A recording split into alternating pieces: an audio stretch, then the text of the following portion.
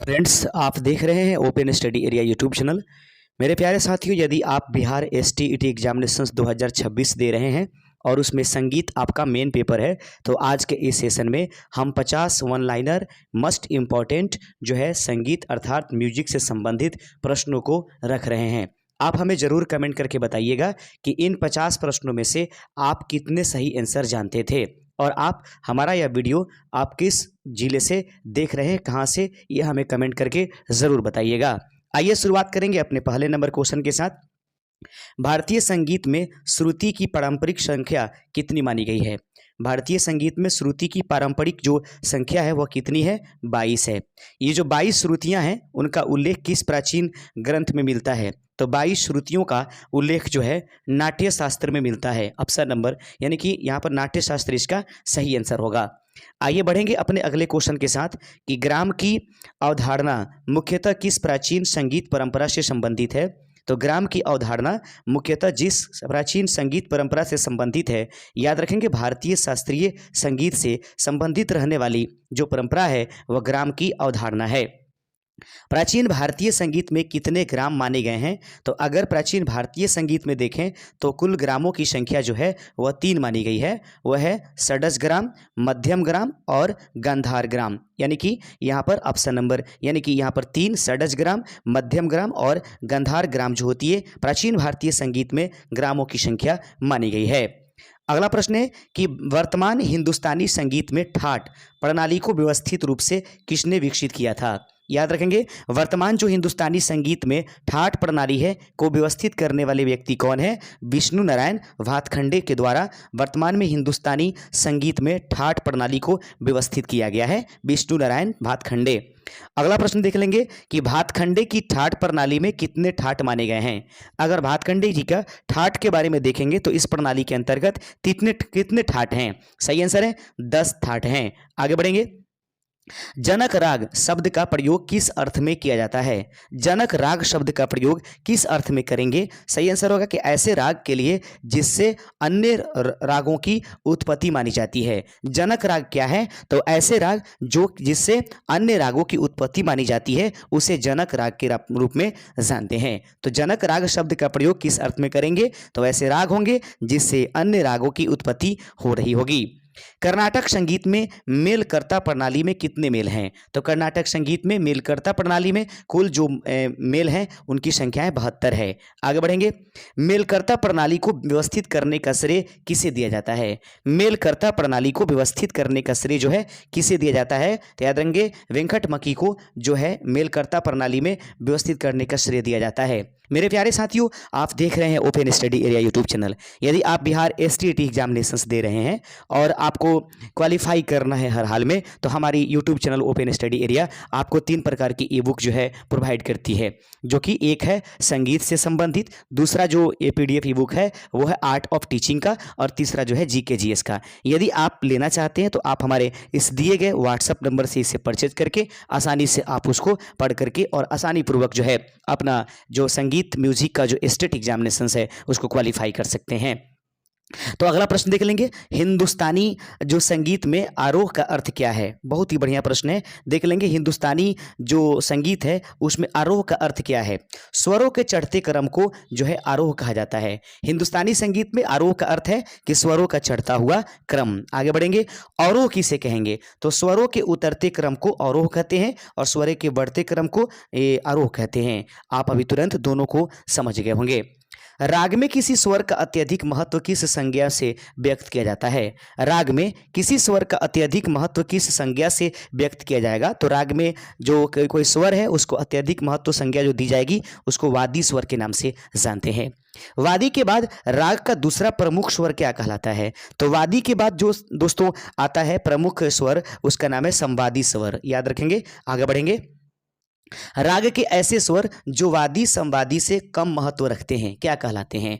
राग के ऐसे स्वर जो वादी संवादी से कम महत्व रखेंगे उसको अनुवादी स्वर के नाम से जानते हैं। ठीक है, एक होता है वादी, दूसरा होता है संवादी और इससे कम महत्व जो रखेंगे उस स्वर को अनुवादी स्वर के नाम से जानेंगे।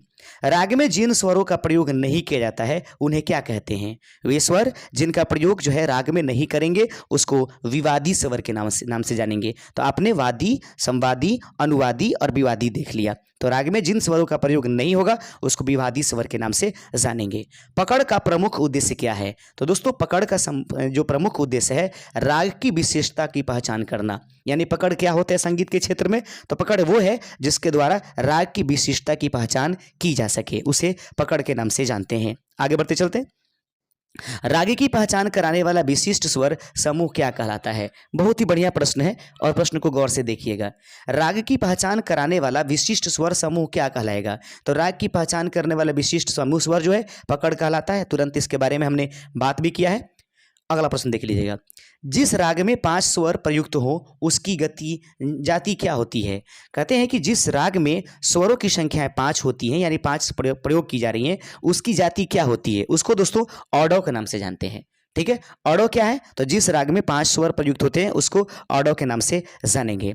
अगला प्रश्न है कि जिस राग में 6 स्वर प्रयुक्त होते हैं उसे क्या कहेंगे? दोस्तों जिस राग में जो 6 स्वर आ जाएंगे ऐसी स्थिति में उसको साडव कहते हैं। और सभी जानते हैं कि 7 स्वर वाले राग की जाति क्या कहलाती है? उसको संपूर्ण स्वर कहेंगे। ठीक है, एक होता है आडव, साडव और क्या संपूर्ण, जिसमें कुल मिलाकर के जो 7 प्रयोग होगा उसे संपूर्ण स्वर के नाम से जाति क्या कहलाती है? वो संपूर्ण जाति के नाम से जानी जाएगी। आप देख रहे हैं open study area YouTube channel. मेरे प्यारे साथियों, यदि आप चाहते हैं कि लगातार आपको क्लास मिलते रहे तो भारी संख्या में आप हमारे चैनल को सब्सक्राइब कीजिए, अपने दोस्तों में शेयर कीजिए और वीडियो को लाइक करके उसको हाइप जरूर कर लीजिएगा।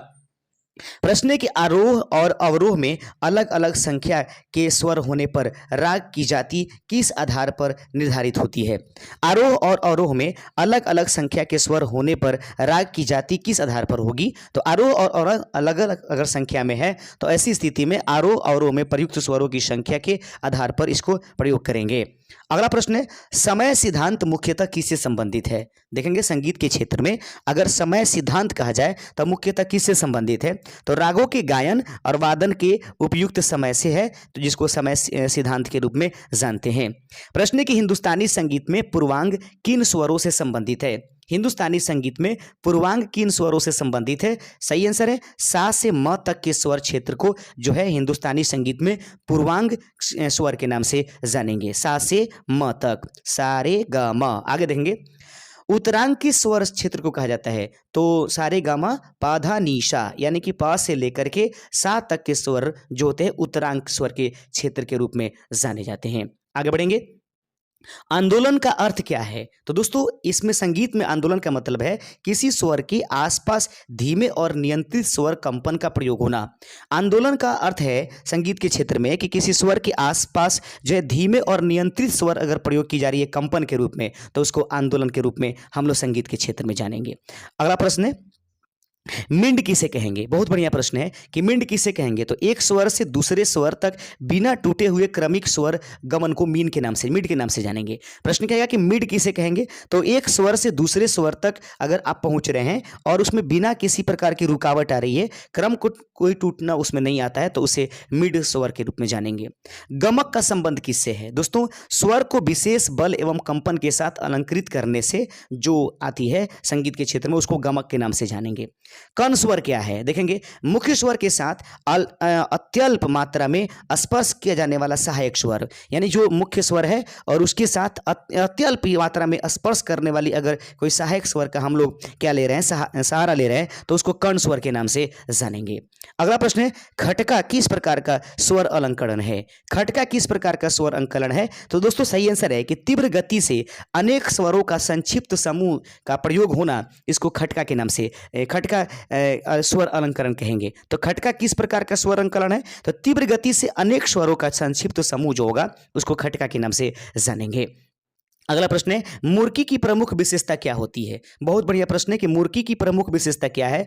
तो बहुत कम समय में स्वरों का तीव्र एवं सूक्ष्म अलंकरण जो होती है मुर्की के मुख्य विशेषता के रूप में जानी गई, यानी कि बहुत ही कम समय में स्वरों का तीव्र एवं सूक्ष्म अलंकरण होना, इसको मुर्की के नाम से मतलब जानेंगे। ताल में प्रथम और सर्वाधिक महत्वपूर्ण मात्रा क्या कहलाती है? ताल में प्रथम और सर्वाधिक महत्वपूर्ण मात्रा को हम लोग सम के नाम से जानते हैं। ताल में खाली को किस संकेत से प्रदर्शित किया जाता है? तो ताल में खाली को जो जिस संकेत से प्रयोग करेंगे, प्रदर्शित करेंगे, उसे हाथ हिलाकर या वेव करके। तो ताल में खाली को किस संकेत से, यानी कि ताल में खाली संकेत को यदि हाथ हिलाया जाए या वेव करके अगर बताया जाए, ऐसे ऐसे कभी संगीत में आप देखे होंगे, जब कभी ये होते हैं तो ये गाइडनर होते हैं, अपने अपने हाथों को ऐसे नचाते हैं और उसको हम लोग क्या कहते हैं, ताल में खाली संकेत को वो दर्शाता है कि यहाँ पर खाली लेकर चलना है। ताल के छोटे छोटे समय खंड क्या कहलाते हैं? तो ताल के छोटे जो समय के छोटे छोटे खंड है उसको मात्रा के नाम से जानेंगे मेरे प्यारे साथियों। प्रश्न है कि ताल का एक पूरा चक्र क्या कहलाएगा? तो ताल का एक पूरा चक्र जो है उसको आवर्तन के नाम से जानेंगे। तीन ताल में कुल कितनी मात्राएं होती हैं? तो दोस्तों तीन ताल में मात्राओं की संख्या 16 होती है। आगे बढ़ते चलते हैं। तीन ताल का विभाजन किस रूप में होती है? तो 4 4 8, 4 चौका 12 यानी 4 चौका 16, यानी तीन ताल 4 चौका 16 के रूप में टूटा होता है। अगर झपताल की बात करें तो झपताल में कितनी मात्राएं होती हैं? तो झपताल में कुल मिलाकर मात्राओं की संख्या कितनी होती है? 10 होती है। बार बार याद रखें, रिपीट करें। यदि आपको समझ में नहीं आता है, कोई दिक्कत होती है, तो आप PDF ई बुक जरूर हमसे परचेज कर लीजिए, बहुत आपको फायदा होने वाला होगा। झपताल का मात्रा विभाग क्या होती है? 2 3 2 3, याद रखेंगे। यहां पर 2 3 2 3 के रूप में टूटे रहेगा। 2 3 2 3 आप याद रखिएगा, झपताल की मात्रा विभाग होती है। अगला प्रश्न है कि रूपक ताल की सबसे महत्वपूर्ण विशेषता क्या है? तो रूपक ताल की सबसे महत्वपूर्ण जो विशेषता है वो है कि इसकी शुरुआत खाली से होती है। रूपक ताल वो है जिसकी शुरुआत खाली से होगी, उसे रूपक ताल कहेंगे। रूपक ताल में कितनी मात्राएं होंगी? तो दोस्तों याद रखेंगे, रूपक ताल में मात्राओं की संख्याएं 7 होती है। अगला प्रश्न है कि दादरा ताल में कितनी मात्राएं होती है? तो 6 होती है। और कहरवा ताल में कितनी मात्रा होती है? तो इनकी संख्याएं 8 होती हैं। आप एक कलम कॉपी ले लीजिएगा, इसको लिखिए, या नहीं तो आप आराम से PDF बुक लेकर के आराम से पढ़िए, कोई टेंशन होने वाला नहीं है। स्टेट का एग्जामिनेशन इसके बाद कब आएगा इसका कोई ठिकाना नहीं है, इसलिए आप अलर्ट जरूर रहेंगे। प्रश्न है ध्रुपद गायन की प्रमुख संगत किस वाद्य की से की जाती है? ध्रुपद गायन की प्रमुख संगत जो है किस वाद्य से करेंगे? तो पखावज से इसको किया जाता है। प्रश्न है कि ख्याल गायन में सामान्यतः किस ताल वाद्य का प्रयोग किया होता है? ख्याल गायन में सामान्य रूप से किस ताल या वाद्य का प्रयोग होगा? तो तबला का प्रयोग किया जाएगा। ध्रुपद की 4 प्रमुख वाणियां कौन कौन सी होती है?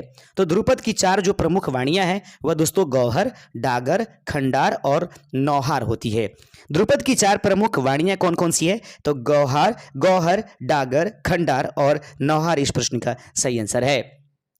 तराना की प्रमुख विशेषता क्या होती है? तो तराना की प्रमुख विशेषता यह है कि अर्थपूर्ण शब्दों के बजाय विशिष्ट अक्षर समूहों के तीव्र प्रयोग पर यह आधारित गायन होती है, जिसको तराना कहते हैं। अर्थपूर्ण शब्दों के बजाय जो है विशिष्ट अक्षर समूहों के तीव्र प्रयोग पर आधारित रहने वाली गायन तराना की विशेषता है। आगे बढ़ते चलते हैं। कहता है कि टप्पा गायन की प्रमुख विशेषता क्या है? तो तीव्र गति और जटिल तानों के यानी मुर्कियों का प्रयोग होना ही टप्पा गायन कहलाती है। ठुमरी को मुख्यतः किस प्रकार के संगीत की श्रेणी में रखा जाता है? तो ठुमरी जो है दोस्तों एक उपशास्त्रीय संगीत है। प्रश्न है कि ठुमरी को मुख्यतः किस प्रकार के संगीत की श्रेणी में रखा जाएगा? तो उपशास्त्रीय संगीत के रूप में ठुमरी को रखा जाएगा। नाद के कितने प्रमुख प्रकार माने जाते हैं? तो दोस्तों नाद के प्रमुख जो आपके पास प्रकार है वो है आहत नाद और अनाहत नाद, यानी कि 2 प्रकार की। भारतीय संगीत में नाद ब्रह्म की अवधारणा किस विचार को व्यक्त करती है? तो भारतीय संगीत में नाद ब्रह्म की अवधारणा जिस विचार को व्यक्त करेगी उसे नाद को ब्रह्म परम सत्ता के स्वरूप के रूप में स्वीकार करने का विचार माना जाता है। तो मेरे प्यारे साथियों, आज के सेशन में कुल मिलाकर के 50 क्वेश्चन हमने रखा था। यदि आपको किसी भी प्रकार की सहयोग या किसी भी प्रकार की PDF ई बुक इत्यादि चाहिए तो आप हमें जरूर ये व्हाट्सअप कर लीजिएगा। और मेरे प्यारे साथियों, सबसे ज़्यादा जरूरत है कि चैनल को सब्सक्राइब करके जरूर जाते जाइएगा, नहीं तो अगर चैनल मिस हो गया तो फिर आप ढूंढते रहेंगे, हो सकता है कहीं नाम ही भूल जाएं, तो आप जरूर इसे सब्सक्राइब करके बेल आइकॉन क्लिक कर दीजिएगा। Thank you. जय हिंद।